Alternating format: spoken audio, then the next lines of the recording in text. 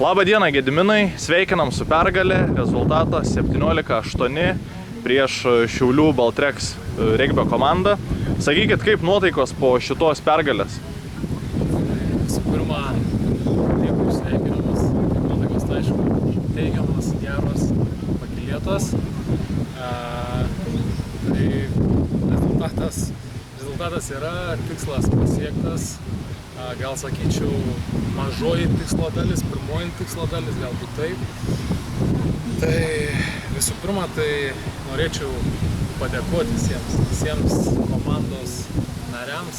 Mūsų komanda yra labai didelė, keletas šimtų žmonių, ne tik žaidėjai aikštėje, žaidėjai už aikštės ribų, rėmėjai, tėvai, žmonės, visi ačiū kiekvienam iš jų. Jo, nuotaikos geros, dėkui. Labai malonu. Akivaizdu, kad šitom rungtynėm jūs ruošėtės ir tai atsispindėjo aikštėj. Sakykit, ar viskas, ką buvot suplanavę įgyvendinti šituose rungtynėse, jums pavyko? Jo, rungtynėms ruošiamės, bet tai nebuvo vienas iš tų sėkmingiausių, gal geriausių rungtynių. Taip, mes laimėjom, bet yra spragų. Mes padarysim, aišku, analizės, silpnasias pusės bandysim pastiprinti ir pataisyti. Peržiūrėjus, čia turbūt vėliau žiūrėsim video medžiagą ir sunku kažką komentuoti.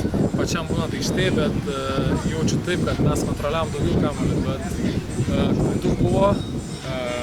Disciplina, sakyčiau, teigiamas dalykas, su kuria mes pastoviai kovodavom, būdavo gal mūsų silpnoji pusė, mes ten taisomės, bet šiaip yra kur padirbėti, tai kaip sakiau, čia tik tai pirmas žingsnis link užsibrėžtų. Ir paskutinis klausimas būtų, kokie būtų šių metų jūsų komandos tikslai?